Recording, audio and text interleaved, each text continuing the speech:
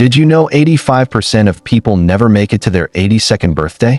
And it's not genetics or bad luck. It's 5 silent mistakes we make every day without realizing it. These choices don't just age us. They rob us of vibrant years we could still have. But here's the good news. Once you spot them, you can stop them. Stay with me, because what you'll learn today might just add a decade to your life. And if that matters to you, hit like and subscribe button. Let's dive in. Welcome to Better Life After Golden Jubilee. Hello, and if you're over 50, this channel is your space to take control of your health, energy, and future without feeling overwhelmed or left behind. Today, we're talking about something few people dare to address. The 5 everyday habits that quietly take years off our lives, not in dramatic ways, but slowly, through fatigue, loss of purpose, and silent health decline. These are habits that sneak in as routine. They feel normal, even harmless. But they're the reason most people never reach their 82nd birthday. And the scariest part? You may be doing them without knowing. But here's the truth no one tells you. You don't need a massive life overhaul. Tiny shifts, done consistently, can add not just years to your life, but life to your years. If you've ever thought, is it too late for me to change? The answer is no. This is your moment. You have more power than you think. Mistake number 1. Waiting for motivation to move. Let's be honest. How many mornings have you said, "I'll move when I feel up to it"? You sit on the edge of the bed, waiting for a spark, some magical burst of energy to show up and push you into action. But here's the truth. After 50, that spark rarely comes first. In fact, waiting for motivation is one of the biggest traps that keeps us tired, stiff, and stuck. Most people believe motivation leads to movement. But in reality, movement leads to motivation. Your body is like a car on a cold morning. If you don't warm up the engine, it sputters all day. But give it a little motion, and everything begins to shift. Your joints, your mood, your clarity. The science backs this up. Gentle movement in the first 5 minutes after waking boosts circulation, jumpstarts your nervous system, and begins producing feel-good chemicals like dopamine and serotonin. It's your natural fuel, but you have to ignite it. And no, this isn't about running marathons or joining a gym. You don't need fancy gear or long workouts. All you need is 90 seconds. That's it. Just 90 seconds of intentional movement, right when you wake up. Stretch your arms overhead. March in place. Do some gentle twists. Touch your toes. Walk the hallway. This tiny act tells your body, "I'm alive. I'm ready. Let's go." The result? Your brain wakes up faster. Your energy lasts longer. And instead of dragging yourself through the morning, you lead it. I know someone who changed her mornings this way. Julie, 67. She used to dread getting up. Stiff joints, brain fog, zero energy. But she started with this simple 90-second routine, and within a week, she said mornings felt easier.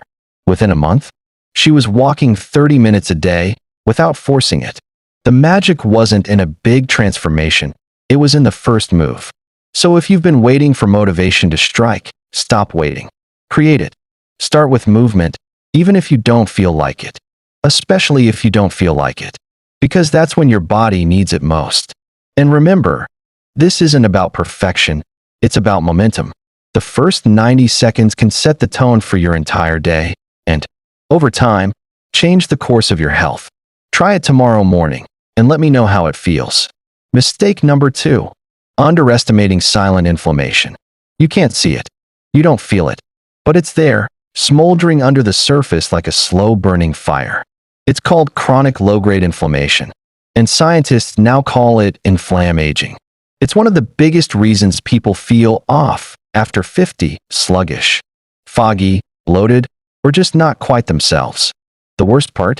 It often goes undiagnosed until it leads to something serious: heart disease, type 2 diabetes, memory decline, joint pain, or even cancer. And yet, most people never realize they're feeding it every single morning.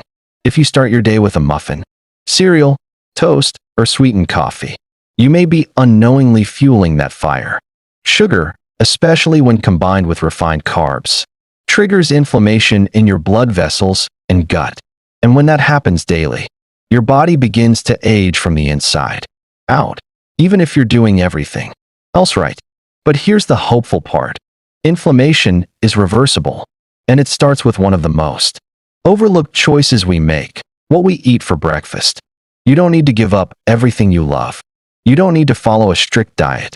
But if you want to feel clearer, lighter, and more alive, start your morning with foods that fight inflammation, not feed it.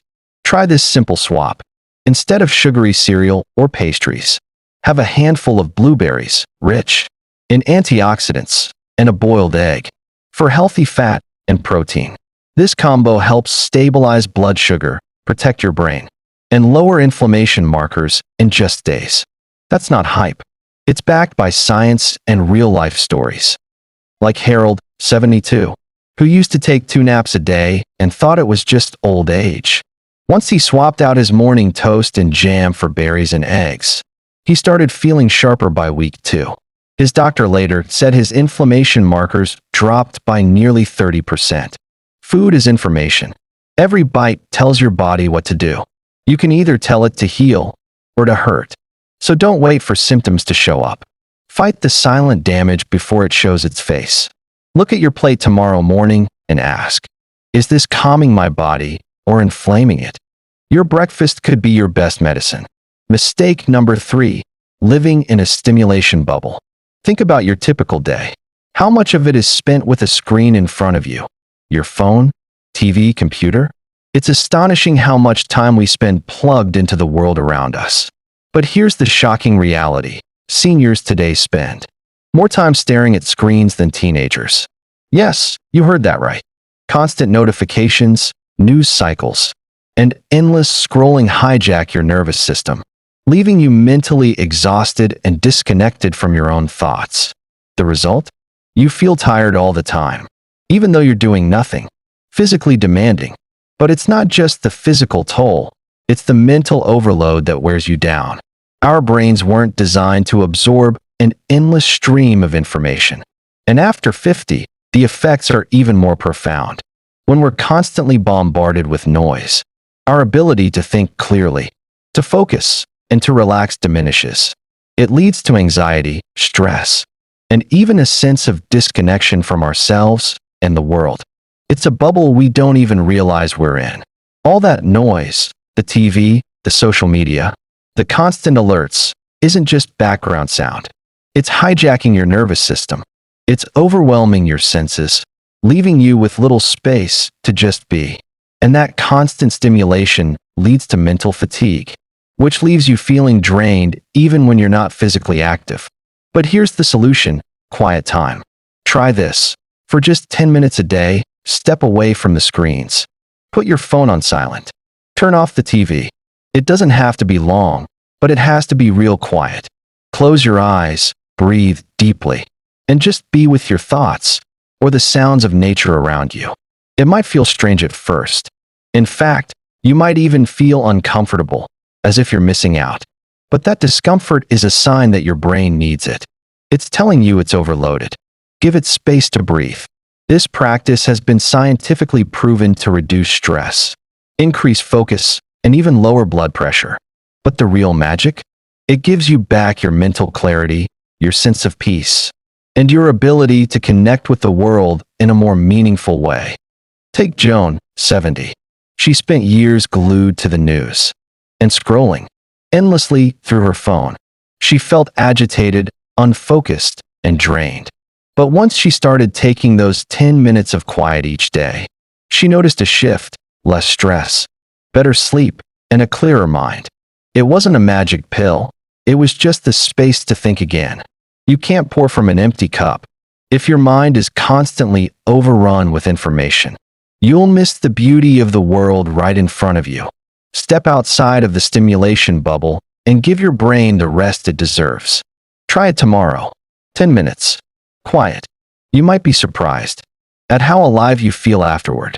Mistake number 4, avoiding tough conversations. Let's face it, talking about difficult emotions or situations is never easy, especially as we get older. Whether it's a painful past, unspoken resentments, or a conversation we know we need to have but keep putting off. These things weigh on us, quietly but persistently.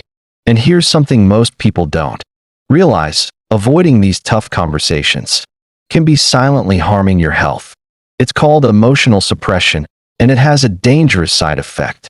Studies have shown that suppressing emotions increases your risk of heart disease by up to 47%. Yes, you read that right, almost 50%. When we hold in pain, anger, or sadness instead of expressing them, our bodies don't just move on. They carry the burden, the stress, the tension, the unresolved hurt. It gets stored in your body, leading to physical damage over time. If you've ever thought, "I'll deal with it later," or "it's just too painful to talk about," you're not alone. We all do it. We tell ourselves that keeping the peace or avoiding confrontation is the safe option. But the truth is, those unspoken words, those things we never say, weigh more than we realize. They're like bricks in a backpack that we carry with us every day, making everything harder than it needs to be. But here's the thing: you don't have to have a full-blown confrontation or bear all the pain at once. You don't need to drag up every hurtful moment of your life. There's a simple, powerful way to start lightening the emotional load. Write a letter. Now, before you roll your eyes or dismiss this as too simple, hear me out. Writing a letter doesn't mean you have to send it. You don't even have to show it to anyone. What matters is the act of releasing the pain through words, of putting your feelings down on paper. It's not for the other person. It's for you. The simple act of writing gives you a way to process those emotions, whether it's anger at a loved one, sorrow over a lost opportunity, or guilt over something you never said. Just getting it out, physically putting the weight on paper, lightens your heart. You don't have to confront anyone. You don't have to fix everything. You only need to release the weight that's been holding you back. This practice might feel uncomfortable at first, but that discomfort is the exact reason you need it. Your heart is telling you there's something still stuck. When you write, you're offering your heart the space to heal, and your heart will thank you. I want to share a story about Margaret, 68, who carried years of unspoken pain. She had never forgiven her brother for abandoning the family when their mother fell ill. For years, they hadn't spoken, just distance, silence, and bitterness. It affected Margaret's health. She was tired, stressed, and could never fully enjoy life, constantly haunted by that unresolved anger. One day, I suggested she write a letter to her brother, not to send it, but to release all that pain. At first, she resisted. "What's the point?" she said. But after writing, she felt a shift. The burden lightened. She didn't need her brother to respond. She just needed to let go. Eventually, a few months later, they reconnected, not because of any grand speech, but because she had given herself permission to heal in her own way. Margaret's case isn't unique. So many of us carry around emotional baggage, thinking it's just part of getting older. But it's not. Emotional suppression is poison for your body and mind. You can't outrun it. You can't wish it away. That's why I'm challenging you to take the first step. Write a letter. Let go of something today. Whether you choose to send it or not, the release is what matters. Don't let unspoken words weigh on your heart for another day. And if you're not ready to write to someone, write to yourself. It's time to unburden your heart and take back your peace. Mistake number 5, believing it's too late to start over. One of the biggest lies we tell ourselves after 50 is, "It's too late for me to start over." We look at younger generations, at people who are just beginning their careers, finding new passions, or changing their lives, and think, "That ship has sailed for me." Maybe you've thought that yourself. Maybe you've looked at the years behind you and felt like your chance for reinvention has passed. Perhaps you feel like you missed opportunities, like you're stuck with the cards you've been dealt, or like it's too late to find new meaning and purpose. But I'm here to tell you something critical. Purpose is not something you had. It's something you can still choose. Right now, in this moment. It doesn't matter if you're 50, 60, 70, or beyond. Purpose is a choice, not a limitation. And the choice to seek purpose, to find something to give yourself to, can have an extraordinary impact on your health, happiness, and longevity. Here's what science has shown us. Having a sense of purpose can add years to your life. People with purpose live longer, healthier lives because their bodies literally fight to stay alive. It's not just about motivation, it's about biology.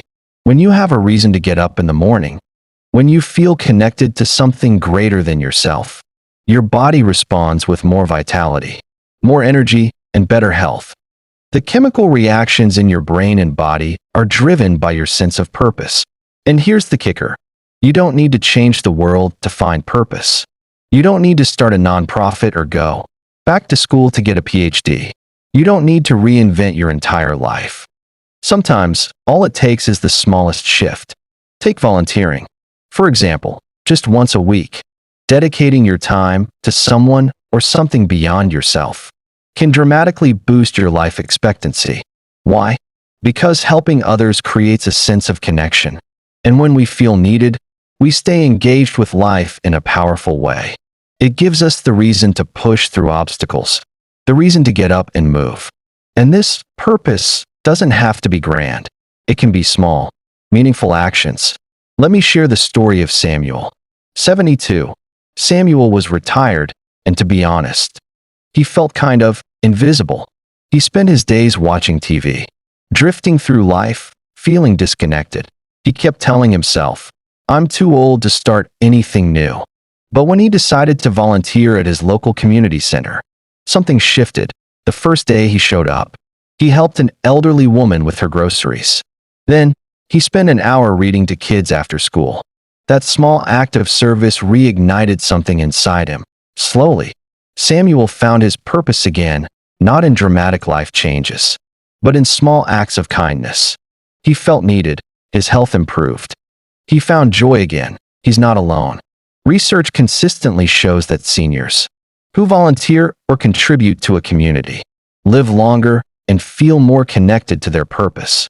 And that doesn't mean you have to volunteer in a formal setting. Helping a neighbor, mentoring someone younger, or simply getting involved in your local church or social groups can provide that sense of purpose.